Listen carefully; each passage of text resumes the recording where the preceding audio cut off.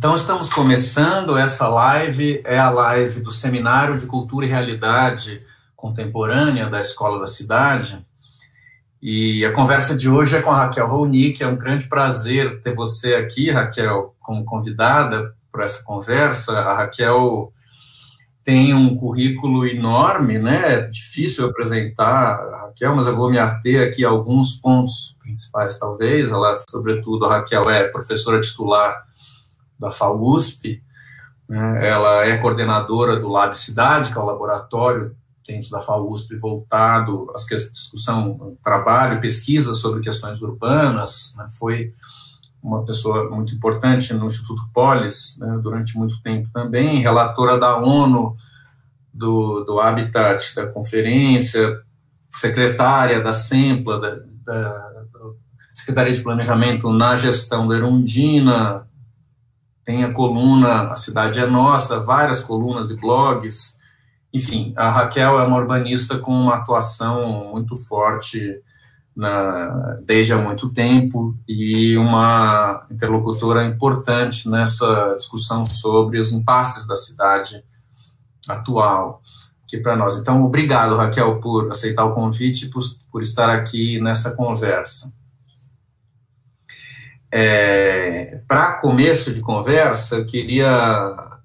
tem vários caminhos para a gente começar a conversar. Nós dois já estivemos juntos recentemente em conversas também sobre Brasília, a propósito dos 60 anos de Brasília. Então, eu queria começar por aqui e depois a gente pode derivar o assunto para outros temas mais contemporâneos do problema da cidade hoje e da pandemia. Mas, assim, eu queria, a partir de Brasília, te perguntar, eu sei que é uma pergunta muito ampla, mas ela serve assim só de mote para você começar a comentar, né? Como é que nós passamos de uma situação, de uma utopia social-democrata, civilizatória de um país, né, há 60 anos atrás, na qual, naquela época, o urbanismo era uma chave de transformação, aparentemente era de transformação social importante, de construção de uma nação, e chegamos hoje nesse cenário de desmonte institucional total e de crise das cidades. Assim, eu sei que é difícil falar de tudo isso, mas como é que você poderia comentar esse arco que nos leva daquele ponto até o ponto de hoje? Bom, olá, é um prazer estar aqui com vocês que estão nos vendo. Uma pena que eu não consigo ver vocês, é meio desesperante. Peço desculpas, porque de vez em quando a internet vai falhar, vai começar a travar, mas vamos que vamos. E especialmente um prazer estar aqui com o Guilherme Wisnik, que tem sido um interlocutor bem importante para pensar as questões urbanas, as questões da cidade. Acho que essa pergunta que você coloca nos remete para a seguinte questão: o que nós estamos vivendo nesse momento não é uma crisezinha qualquer, lembrando da gripezinha qualquer. Não é uma crisezinha qualquer no sentido de pensar que nós estamos vivendo uma crise sanitária que está levando a muitas mortes, isso é muito terrível, mas me parece que o que nós estamos vivendo, e aí eu coloco isso numa esfera mais global, porque também podemos pensar aquele momento da utopia, da construção de cidades e de construção do país, os anos 50, também foi um momento extremamente auspicioso do ponto de vista global, de construção da utopia, do desenvolvimento, do crescimento, daquilo que iria nos trazer finalmente para dentro de um modelo, que é o modelo do centro do mundo, do epicentro do mundo, da Europa, dos Estados Unidos, fazendo com que o país finalmente se modernizasse. Modernizasse significava exatamente poder se estruturar, suas relações econômicas, suas relações de trabalho, sua espacialidade, de acordo com os modelos que eram os grandes exemplos disso, situados, então, naqueles países que foram e continuam sendo o centro do capitalismo. Por que eu estou trazendo essa questão? Porque me parece que agora, não apenas não estamos vivendo um momento de utopia, de esperança, o momento é funcionamento, mas mais que isso, é um momento em que aquele modelo também está em absoluta crise. Eu estou falando de uma crise global e profunda que não é apenas uma crise econômica ou financeira, um respiro que rapidamente o capitalismo se reorganiza, mas não, é uma crise mais profunda que, inclusive, já estava estabelecida a nível global, que é uma crise de modelo. E a crise desse modelo ela começa a aparecer quando fica absolutamente evidente dois elementos. O primeiro elemento é de que a ideia do desenvolvimento, a ideia do crescimento ilimitado, a ideia que só se expande e que, ao se expandir, todos ganharão mais e consumirão mais, e então consumirão mais e se produzirá mais e ganharão mais, e com isso todos serão felizes para sempre, ela foi contrarrestada quando nos confrontamos com a toxicidade desse modelo. O que é a toxicidade desse modelo? Esse modelo é um modelo que mata a gente, então, vamos pensar, né? Toda a superprodução alimentada pelo transgênico nos mata, toda a mobilidade baseada na queima de combustível fóssil nos mata, nos arrebenta, toda a proposta extrativista e de exploração infinita dos recursos naturais chega num limite, que é um limite, que é o limite ambiental, né? Que é o limite ecológico, aonde fica claro que não é verdade que é possível crescer e desenvolver e se modernizar, porque o modelo modernizador no modelo mesmo, não é um modelo de proteção à vida, muito pelo contrário, o modelo é inerente ao modelo, uma toxicidade. Por que eu estou falando isso? Porque eu acho que se de um lado, nesse momento, é muito duro ver que essa crise se manifesta, bom, e aí ela vai se manifestar também como crise política, como crise de representação política, porque nós estamos falando de um modelo que é um combo, né? Ele tem a ver com um modo de produção, com um modo de organização econômica, mas também tem a ver com a ideia, né? Com a ideia de um Estado moderno, democrático, aonde cidadãos livres, proprietários de si, do seu próprio corpo, podiam constituir uma esfera política. Isso está completamente em crise. E já estava em crise, né? Antes de explodir essa epidemia, a crise de representação, que, colocando isso no âmbito brasileiro, nós estamos falando de um âmbito global. No âmbito brasileiro, ela é vivida na especificidade dos processos daqui, né? É tudo isso vivido na especificidade dos processos daqui. E, para terminar aqui essa fala inicial, o ruim dessa história toda, quer dizer, como nós estamos vivendo dentro de um modelo que está morto, porque ele é absolutamente incapaz de proteger a vida e defender a vida, e é morto no sentido de que ele não tem uma capacidade de se renovar para poder oferecer alternativas para as pessoas, e isso que são, né, uma nova utopia, portanto, nos parece uma paisagem totalmente distópica.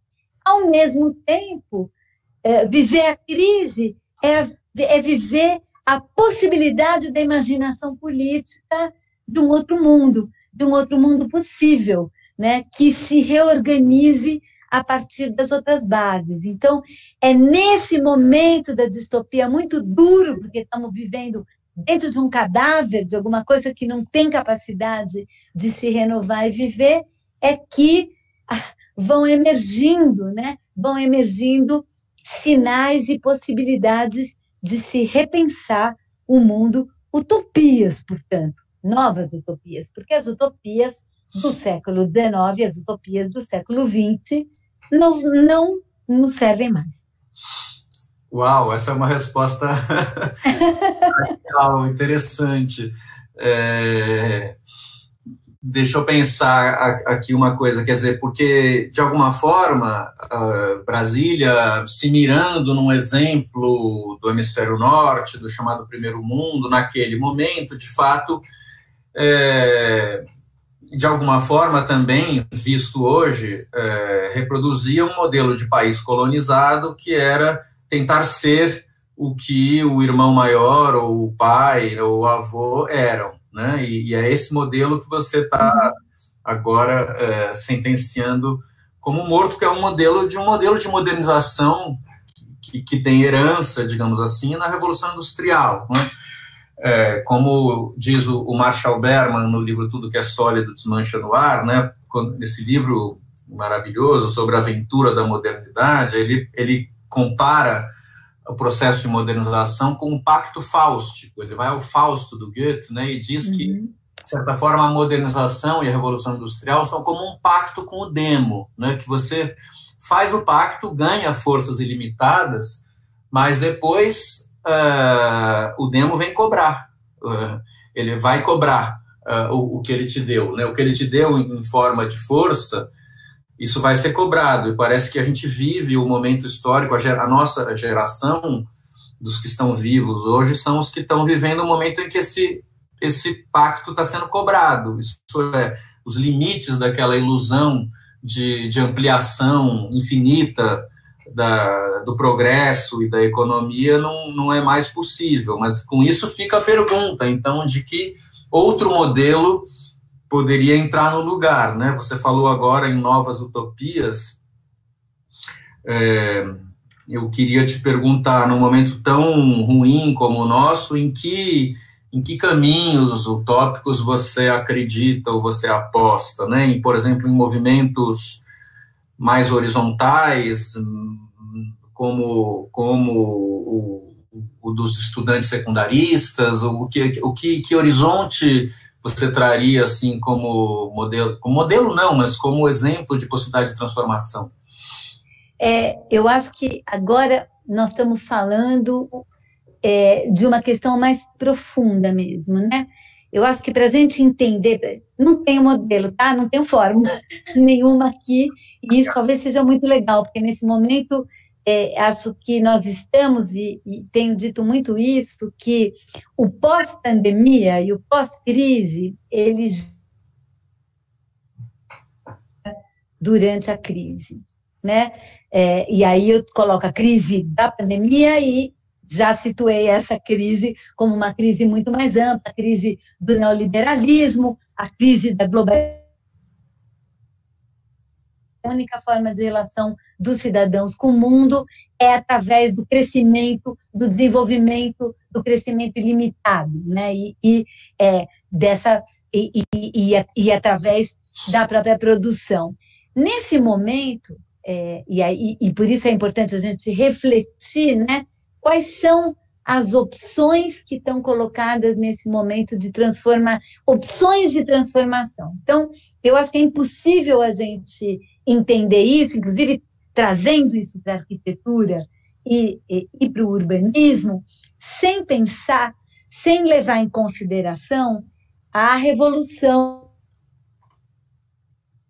ética, né? A revolução comunicacional, que, inclusive, é o que está permitindo a gente não dialogar desse jeito, né, mediado pelas telas do computador, numa relação entre as formas de circulação e de produção e os corpos completamente diferente do que aquela que foi inicialmente lançada pela Revolução Industrial, porque o processo de dominação e de controle e de extração de mais-valia, nesse momento, é um processo que passa pelos nossos corpos, na medida que somos nós que, acionando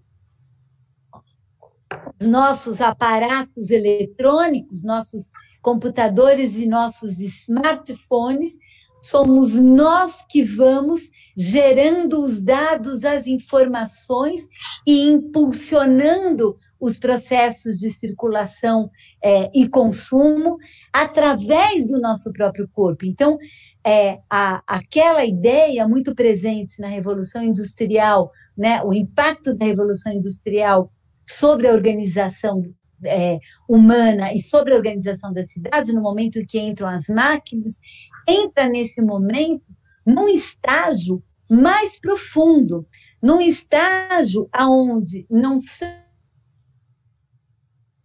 dominam o homem na medida em que vão estabelecendo, né, as linhas de montagem, as linhas de produção, mas sim, nós temos agora, é quase como se nesse momento já se tratar de um novo ser, uma espécie de ciborgue, né, nas palavras da Donna Haraway, que homens-máquina, né, cada vez mais homens-máquina sendo, trabalhando e agindo, e no seu trabalhar e no seu agir, se autoexplorando, e aí isso vai desde do empreendedorismo de cada um até a ideia de que é através do nosso corpo, através da nossa circulação, dos fluxos, né, da nossa energia, que a gente vai movendo, e vai movendo um sistema, e aí vamos colocar... Por que eu estou falando disso? Porque ele pode levar, e a ficção e a cultura já trouxe isso muitas vezes para nós, para um cenário completamente distópico, aonde a gente teria finalmente uma vigilância total, né? Aquilo que o Foucault chamava de biopoder, de biopolítica, e que na discussão toda do Foucault operava através de mecanismos arquitetônicos, né? Arquitetura disciplinar, né? A escola, o presídio, etc., nesse momento, ele não vai mais operar através dessa arquitetura, mas através desse grande aparato gigantesco, cibernético, que, na verdade, ele tudo, pensando nos softwares proprietários, né, manipulado por grandes corporações que, a partir dali, vão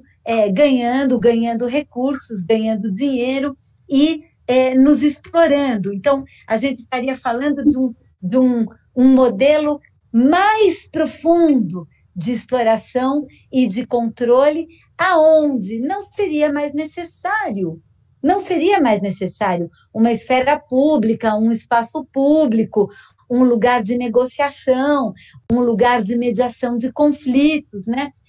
Na medida em que todos conectados, teleguiados, estariam permanentemente vigiados e poderiam, né? A gente teria a casa, né? O confinamento, a casa, né? Individual, individualismo extremo, como nova célula.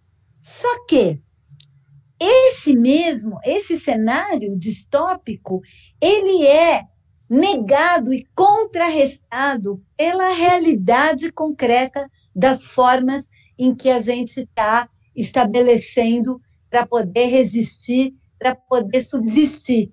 E entre elas, e falando aqui da periferia do capitalismo, eu acho importante dizer que na pandemia, por exemplo, e é disso que eu quero falar quando pensar nessas novas utopias, está acontecendo um processo de organização social, de autogestão, baseada na solidariedade, em redes que se apoiam, em estabelecer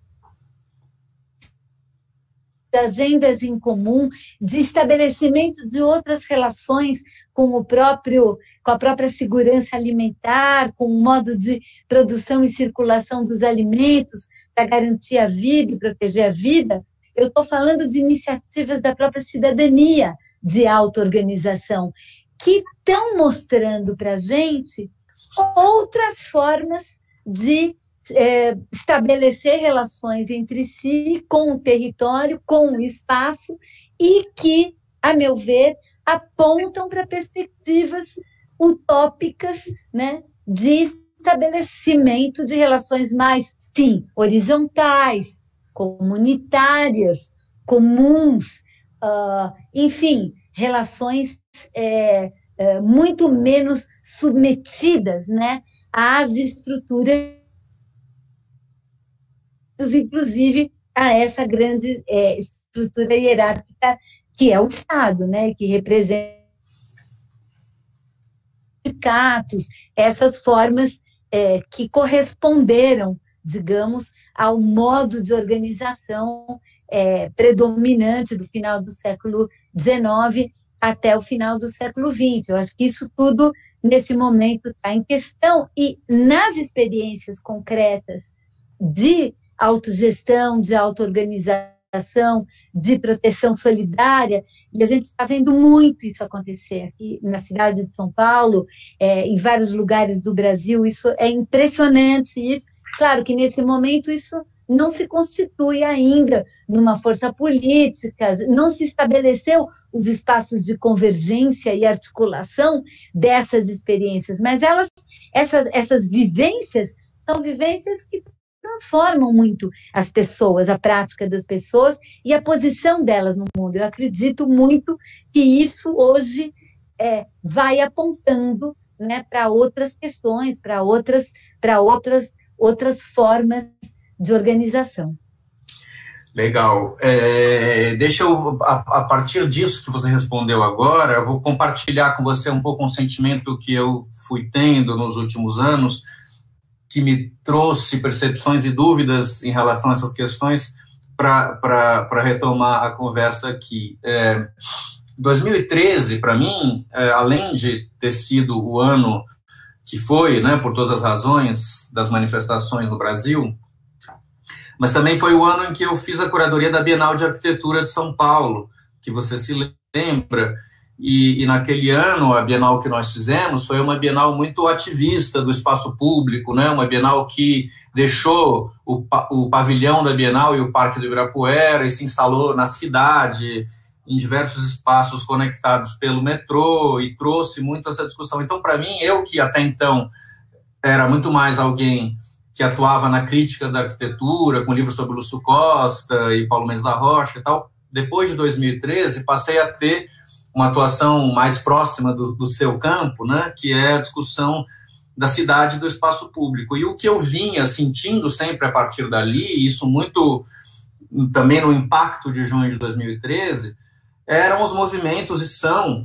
os movimentos pela ocupação do espaço público, né, movimentos que foram nascendo e aparecendo. Talvez o Ocupa Estelita no Recife tenha sido o mais importante deles, mas são muitos pelo Brasil que trouxeram a pauta da vontade de ter espaço público nas nossas cidades, que até onde me parece não era uma pauta tão forte antes. Então, muito do que você está falando agora, desses movimentos autogestionários, de alguma forma me parece que a politização que já existia antes na discussão da habitação extravasou para a discussão da cidade, do espaço público, do transporte.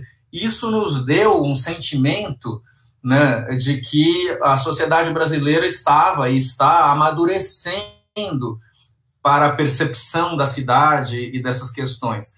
Muito bem, mas ao mesmo tempo que eu senti isso e fui me dando conta e até fazendo palestras, falando muito sobre isso e etc., foi acontecendo esse retrocesso conservador na política brasileira. E aí, cada vez mais, eu me via, às vezes, constrangido de fazer uma palestra, levar o meu arquivo de PowerPoint com as imagens que eu tinha de ocupação do espaço público e de transmitir uma visão positiva quando tudo estava ruindo, né?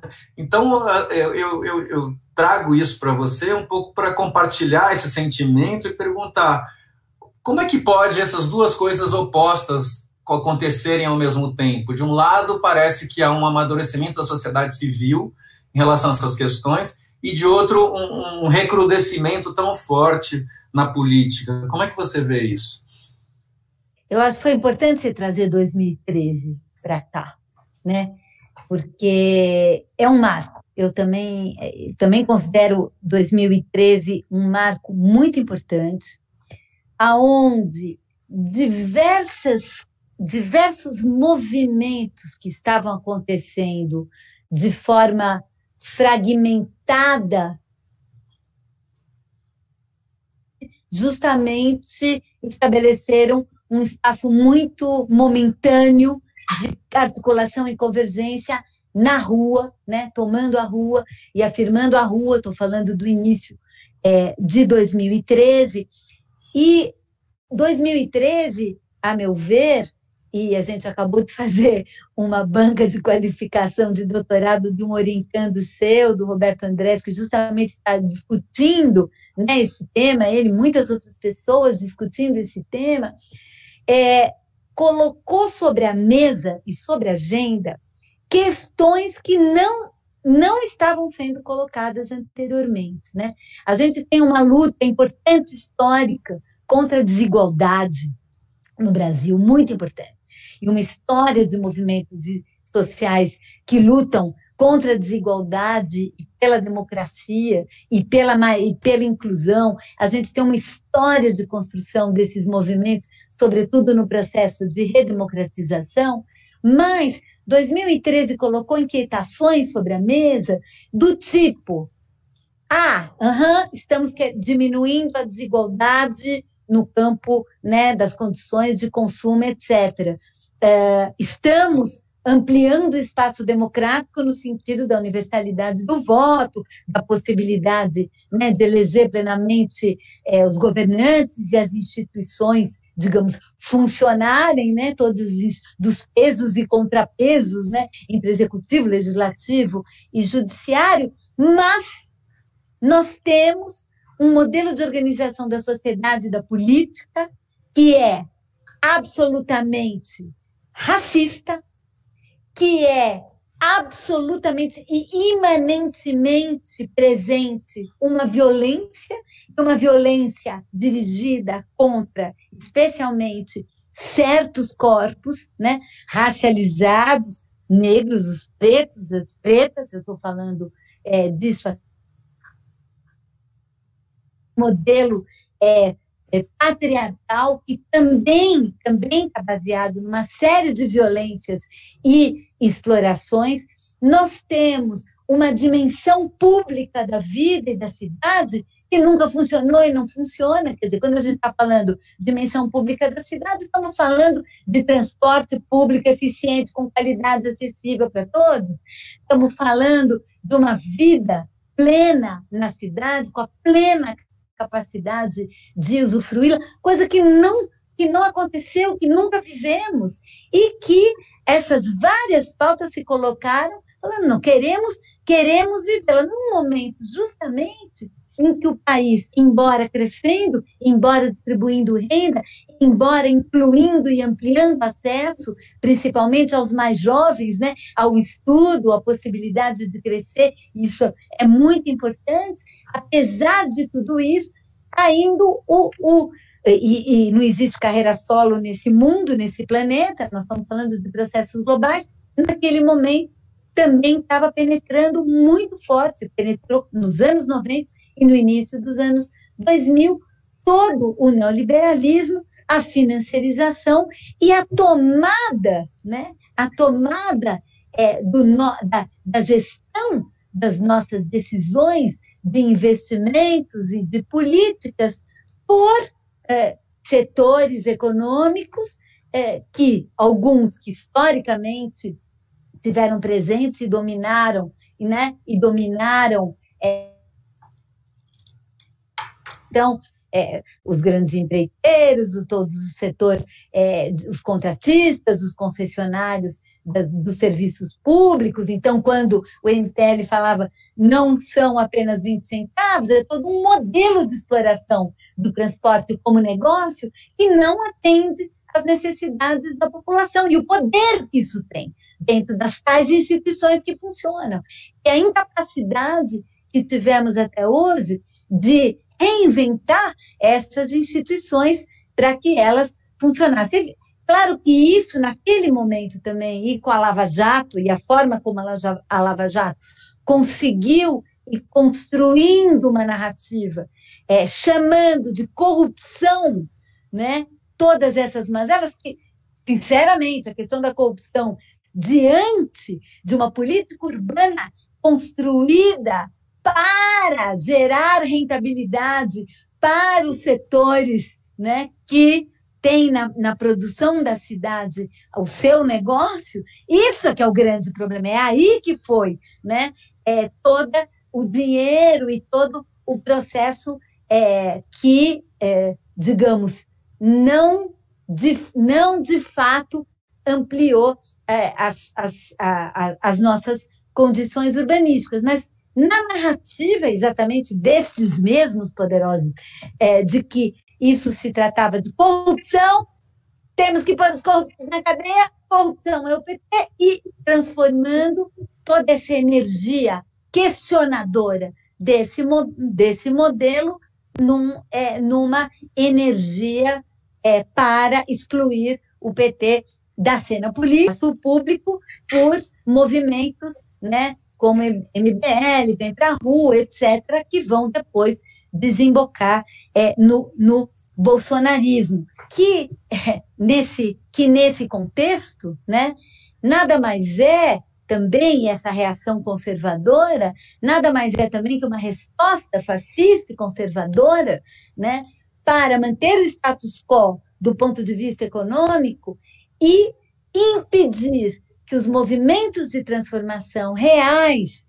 políticos, afetivos, subjetivos, que estavam acontecendo aqui e ali em ebulição, essas pautas da luta antirracial, com essa pauta anticolonialidade e por respeito, né, ao modo de ser dos indígenas, respeito à ancestralidade e à epistemologia africana, respeito às mulheres e às suas formas de ser, e a LGBT, as opções sexuais, todo esse movimento conservador é um movimento que vai contra tudo isso e vai disputar esse processo. Mas isso, apesar desse movimento ter triunfado nas urnas, graças à coalizão que aconteceu entre esses setores, né, e a bancada da bala,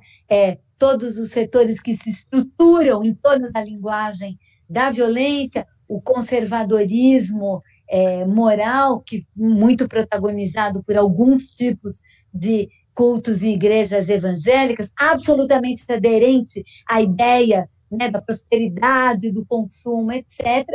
E isso tudo acabou gerando uma hegemonia, digamos, do bolsonarismo.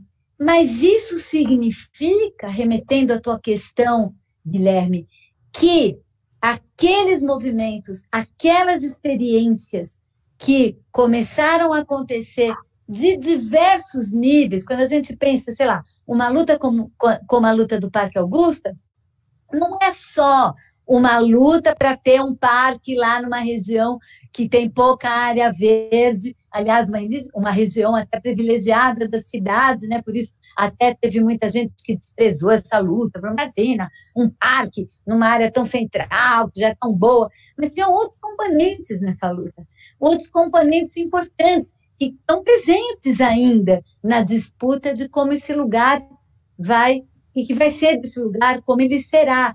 Do mesmo jeito, né, que, embora naquele momento, 2013, depois disso veio uma onda conservadora horrorosa, eu só tenho visto dali para cá o crescimento cada vez maior do movimento negro, da luta antirracial no Brasil, da luta antigenocídio. Ela só está crescendo. Ela não é hegemônica, ela não é dominante, mas ela está presente. A luta das mulheres, o feminismo, enfim, eu acho que essas questões que estão colocadas, elas estão presentes e, de certa maneira, durante a pandemia, elas rapidamente se estruturaram como redes de proteção e de sobrevivência. E dali também pode surgir, me parece, novas formas de organização e liderança política. É muito duro falar isso agora, porque nós estamos vivendo no fundo do poço, no pandemônio, numa coisa que enfim, um país presidido quase por um psicopata, uma coisa absolutamente, de uma violência, de um desprezo pela vida enorme, mas eu não acredito que as questões que tiveram colocadas no início dos anos, em 2013, que perderam a rua em 2013, estão mortas. Não estão. Elas estão absolutamente vivas. A questão, e eu pensei que você ia me perguntar isso, eu até pergunto para você, meu Deus, será que a partir da pandemia o espaço público nunca mais será como antes? A rua, porque a rua sempre foi um elemento central em toda a discussão. A presença da rua, as massas na rua, o povo na rua derruba a ditadura, era isso que a gente falava, né, nos anos 70.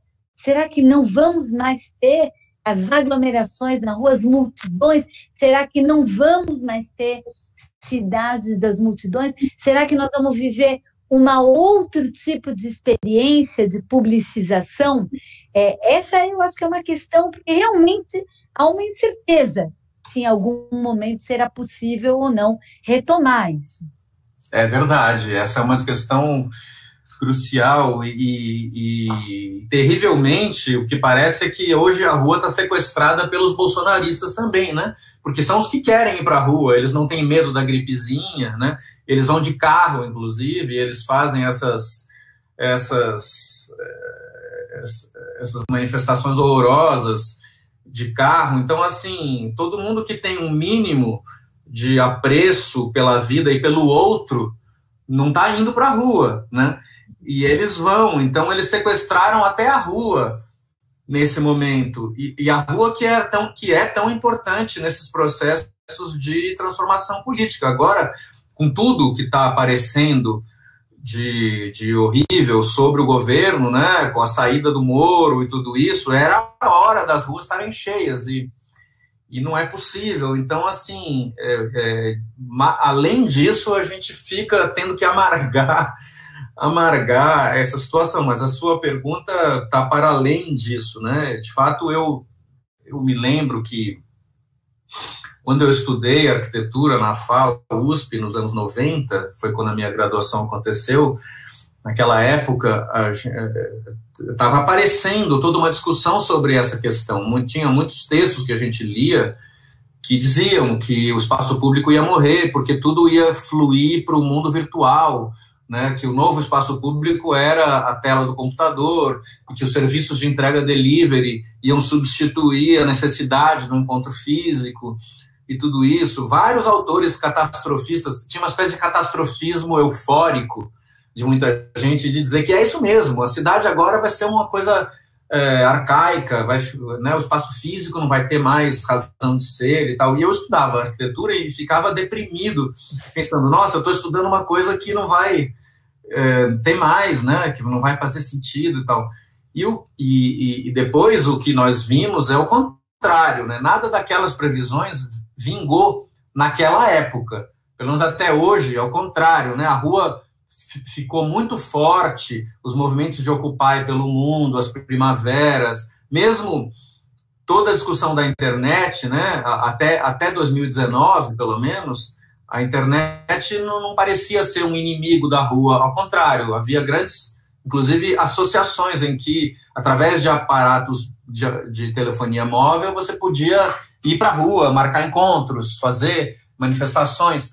Mas agora, essa discussão que você coloca, realmente ela é crucial, ela deixa um enorme ponto de interrogação em relação ao futuro, porque toda forma de aglomeração e de multidão que caracteriza a experiência da cidade moderna, ela está sendo vista como contagiosa, como perigosa. Então, o temor, né, que a gente tem, que eu tenho, que eu acho que é o que você tem também, é que essa situação somada a febre de securitização das nossas cidades, que já vinha, né? Muros, cercas elétricas, guaritas, essa vontade de separar todo mundo, de não colocar, porque a gente acredita que o ar da cidade liberta, como dizia aquele provérbio do fim da Idade Média, né? Que a cidade ela é boa porque ela é o lugar do encontro das diferenças, das várias culturas, dos pensamentos antagônicos que são mediados no espaço público. E acho que, compartilhando do seu temor, tudo isso está sob perigo muito grande, né, nos próximos anos. Então, a gente corre o risco de ter uma distopia gigante, né, desse ponto de vista. Essa é a minha opinião em relação ao que você falou. Eu lembro que, quando você estava falando, eu me lembrei que as pestes sempre remodelaram as cidades, né? As grandes revoluções urbanísticas que nós tivemos nos últimos séculos, elas tiveram a ver com a discussão da peste, da epidemia, da doença e do contágio, né? Se a gente for pensar Haussmann, né, e a remodelação de Paris, se a gente for pensar as remodelações urbanísticas que nós tivemos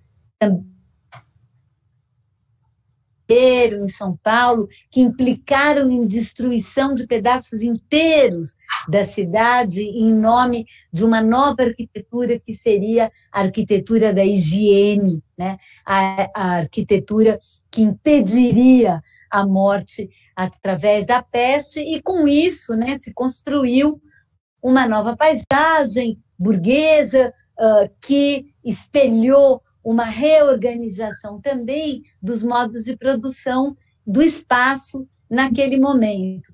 Ouvindo você falar, eu lembrei, quando você falou da securitização da nossa cidade, quer dizer, a gente já estava indo num movimento, caminhando na direção de uma arquitetura do confinamento.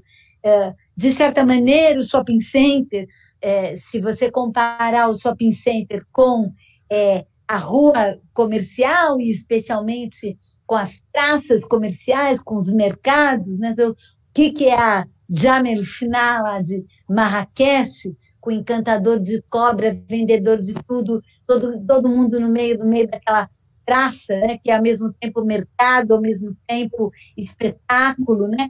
E que é isso frente ao shopping center, que é um espaço controlado, vigiado, praça, proto-público, com um clima condicionado, onde não tem dia, não tem noite.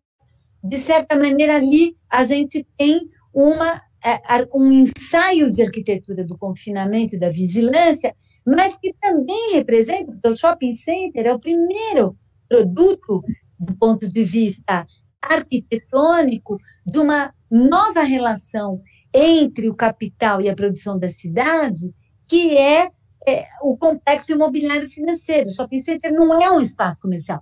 O shopping center é um aparato financeiro, é uma forma de fazer com que capitais excedentes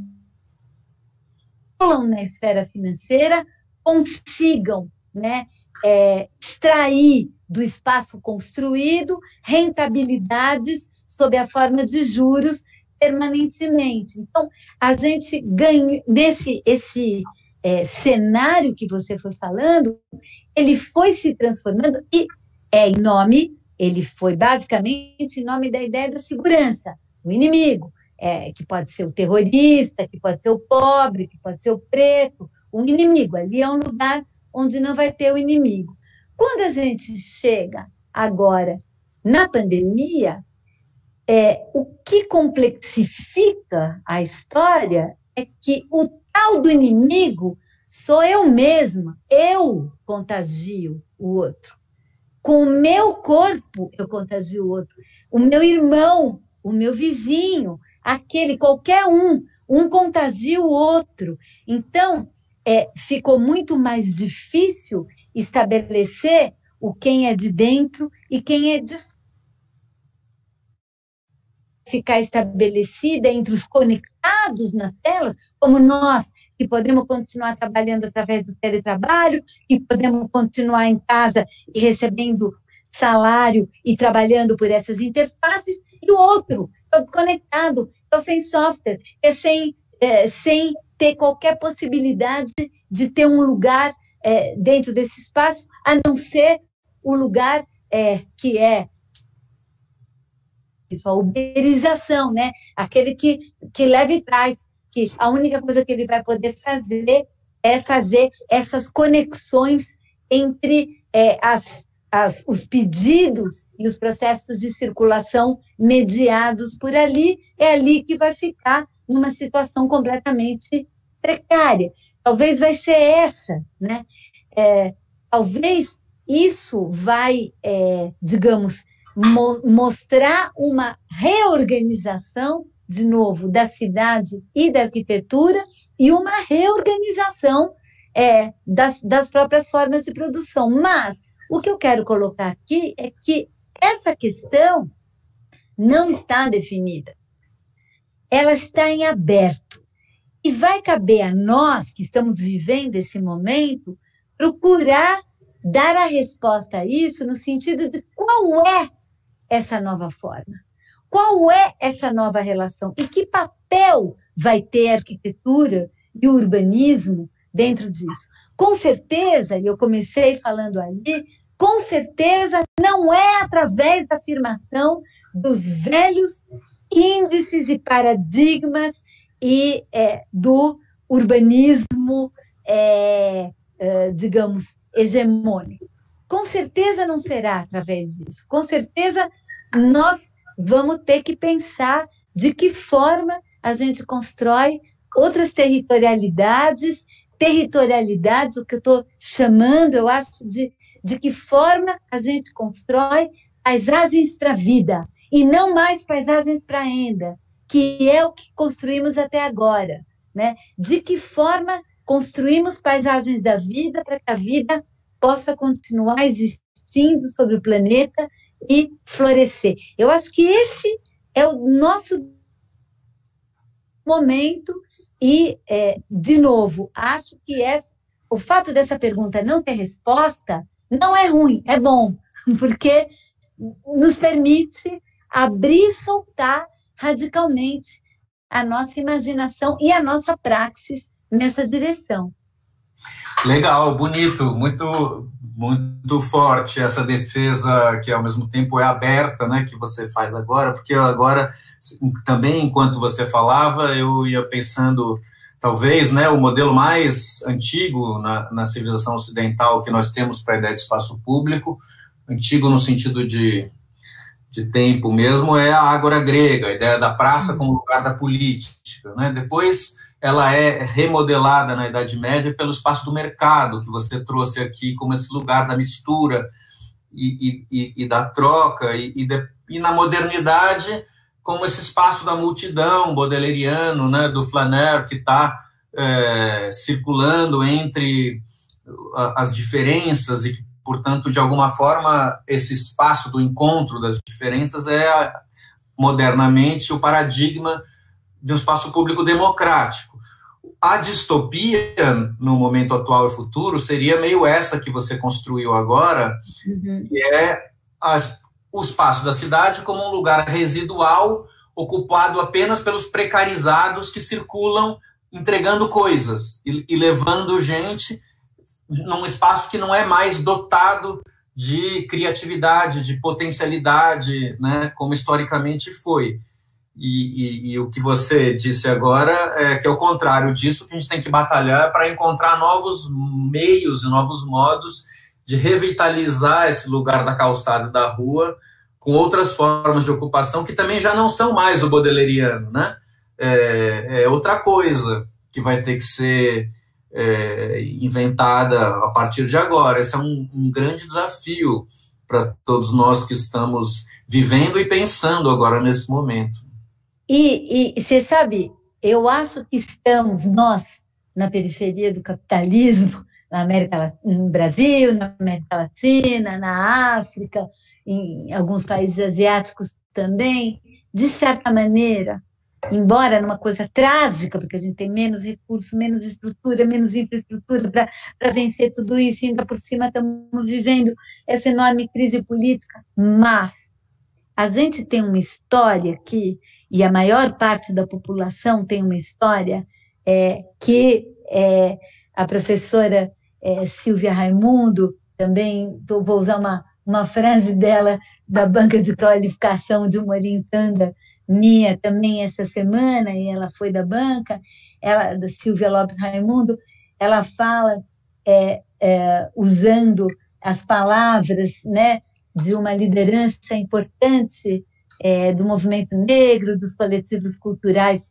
que emergiram recentemente na cidade, né, lá do Quilombarque, que é a civirologia. Conhece a civirologia? Não. Aqui nós temos muita gente que é PhD em civirologia. Em civirar. Exatamente. E a civirologia é uma epistemologia. É uma forma de ser e estar no mundo. E se a gente for pensar como é que a maior parte da população desse planeta construiu seu espaço de vida, sua própria casa, mas também seus bairros, sua vida comunitária, sua vida associativa, a partir de nada, de grana nenhuma, e nos piores lugares que foram deixados para essa população, e construiu cidades inteiras a partir dali, e a sobreviver, e com uma força e uma potência enorme. Então, é a partir dessa posição que a gente vai se colocar diante dessa questão. Não tem um milagre que vai vir do alto para baixo, baixar para resolver todo o problema de forma centralizada. Não tem um salvador, né? Na verdade, é a nossa própria ação, e nós sabemos fazer isso. No Brasil, a maior parte das pessoas só fizeram isso a vida inteira, desde que migraram para cidades, despossuídos e expulsos do campo pelo agronegócio, pela fronteira do agronegócio, nunca deixaram de fazer isso, a partir dos parcos recursos, inventando.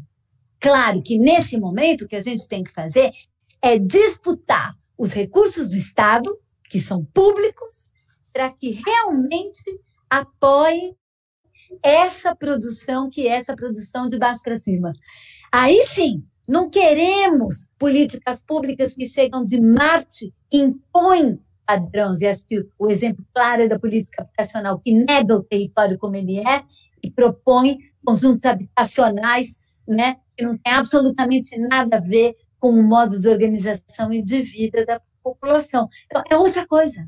É pensar em recursos para que a civirologia possa ter muitos recursos técnicos, tecnológicos e grana, e por isso, para que os arquitetos possam trabalhar direto ali, os engenheiros também, os psicanalistas também, para que isso tenha a melhor qualidade do mundo, a partir, né, da própria auto-organização das pessoas, que, na verdade, já sabemos fazer. Por isso que eu, digamos, no meio desse mar de pessimismo distópico, estou otimista na nossa capacidade de enfrentar e de criar. Legal, muito bom. Isso me lembrou as observações que o Ren Koolhaas faz sobre a cidade de Lagos, na Nigéria. Não sei se você já leu isso alguma vez, mas eu acho muito interessante, porque o Koolhaas, apesar de ser um arquiteto que atua dentro do Star System, né, e como arquiteto participa de toda uma situação do capital financeiro internacional, ele, ao mesmo tempo, é um pesquisador muito inteligente da cidade contemporânea e tem, através de grupos em Harvard, pesquisas que eu acho muito estimulantes. E essa, em particular, sobre Lagos, na Nigéria, que Lagos é uma cidade, a Nigéria tinha petróleo nos anos 70, né? Lagos cresceu muito no modelo de Dallas e Houston, uma coisa assim, e depois a economia quebrou e a cidade cresceu muito, tem 20 milhões de habitantes, mas em cima de uma situação muito precária, como se fosse uma favela gigantesca ocupando aquele território que se espraia, inclusive, em palafitas em cima do mar. E ele, se contrapondo aos europeus, assim, muito chocados com Lagos, né, que veem Lagos como uma espécie de barbárie da civilização, estágio terminal da civilização, o Koolhaas diz o seguinte: não, ao contrário, né, Lagos não é uma excrescência, uma aberração, o mundo tende a Lagos. Então, se o mundo tende a Lagos, devemos aprender com Lagos como é que eles fazem para sobreviver no meio do caos, né? E isso é uma inversão de ponto de vista muito interessante. Eu gosto de pensar nisso na chave do que você está dizendo agora, que não é uma estetização da pobreza, mas uma ideia de que se você potencializar aquilo com tecnologia e com recursos, né, aquilo pode dar, sim, uma chave para alguma coisa muito potente, muito criativa no futuro, né? Essa é uma visão que eu acho que é promissora em relação à situação atual e o futuro das cidades. Legal você ter trazido o Curros. Eu não li esse trabalho dele sobre Lages, porque eu fico com raiva, né, do compromisso que ele tem com a arquitetura Star System. Eu não consigo perdoar uma arquitetura que se prestou a se produzir como isca para a tomada da cidade pelo capital financeiro global. Não consigo perdoar, você é bem mais generoso que eu. Então, aí eu já nem leio o que a pessoa escreve, porque eu fico com raiva. Mas eu preferi, nesse momento, né, trazer para cima da mesa essas outras epistemologias, né?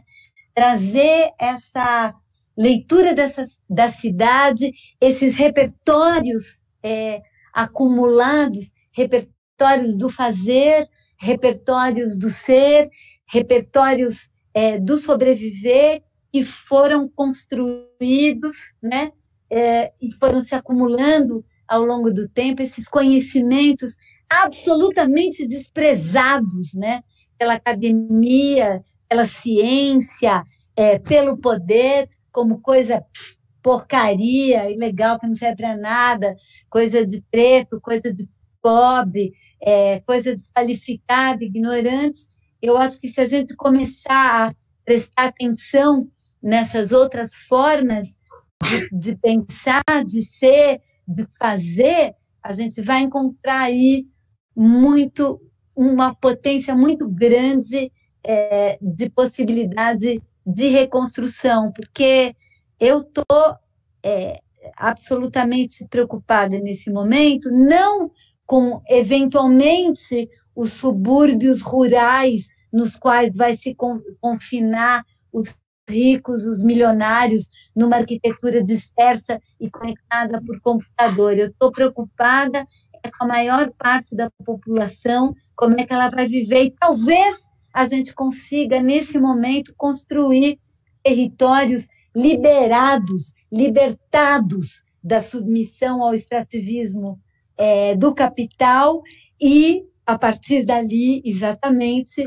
territórios que vão acolher a vida, né? E a possibilidade do desenvolvimento da vida. Acho que esse é um pouco o caminho, né, que, inclusive, nós, arquitetos, urbanistas, poderíamos também prestar atenção e nos engajar. Tá certo, a gente está quase aqui na hora de encerrar. Papo incrível de 1 hora já agora, né? Mas eu pensando aqui, fazendo talvez uma ligação entre o começo da sua fala e o final agora, quer dizer, a crise do modelo ocidental de modernização e essa criatividade que vem de outros lugares que são insuspeitados, de alguma forma, claro, em outro período, que não é o de agora, mas talvez a Lina Bobardi tenha sido uma figura que viu isso, né? Uhum. E a Lina vinha de uma Europa exausta, né? Quando a Lina chega aqui, o que ela diz já é isso. Aquele modelo de modernização morreu, né? Não serve mais, a gente precisa de outro. E ela viu no Brasil, e na cultura afro-brasileira em particular, mas também indígena, essa possibilidade de uma invenção de outras formas de modernidade muito mais singulares e muito mais aderentes a uma vida cotidiana, né? E não a esses modelos importados, etc. Agora, claro, ela viu isso em outra época, né? Você está vendo isso agora, e eu acho que é a hora de atualizar essas formas de olhar. Enfim. É isso, é não querer voltar para o normal, a normalidade, né, que a gente tem que ansiar, não é o modelo que a gente tinha antes, porque o modelo que a gente tinha antes é tóxico. O modelo que a gente tinha antes não resolveu as questões e as aspirações. A live no Instagram, ela ia acabar agora, a gente ainda tem mais tempo. Já que você deu essa última cordinha, eu quero te fazer uma última pergunta. E aí, depois dela, a gente encerra. Porque você falou da exaustão de um modelo internacional de modernização, né? Mas um outro modelo que morreu e que permeou aqui subliminarmente a nossa conversa, mas não foi nomeado, foi o Pacto Civilizatório da Nova República Brasileira. Então, assim, como lidar com a morte desses dois modelos nesse momento, né? Acho que essa seria a última pergunta para você. A pergunta, perdi a última frase. A frase é como lidar com a morte simultânea desses dois modelos nesse momento para nós. Não, para nós é tudo multiplicado por 10 mil elevado à 20ª potência, né? Porque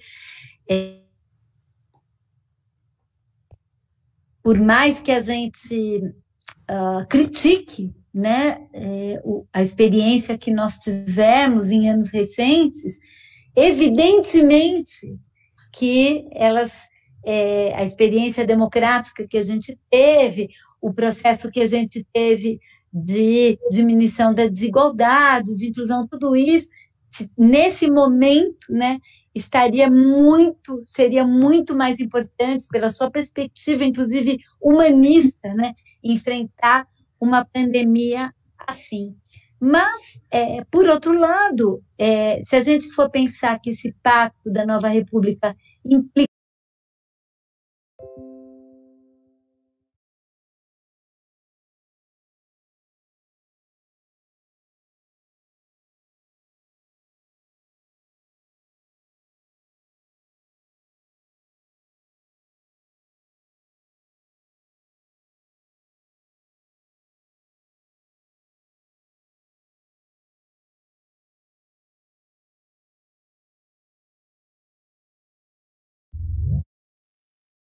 uma possibilidade de superação.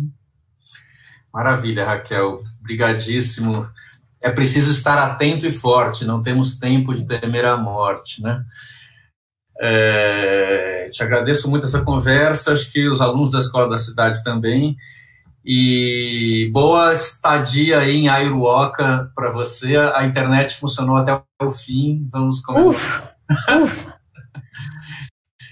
E até logo, então. Um beijo para você e um alô, um até mais para todos que nos assistem nesse momento. Todos vocês, muito obrigado pela oportunidade. Foi como sempre, as conversas com o Guilherme sempre são muito, muito, muito instigantes e legais, e eu espero que vocês tenham gostado.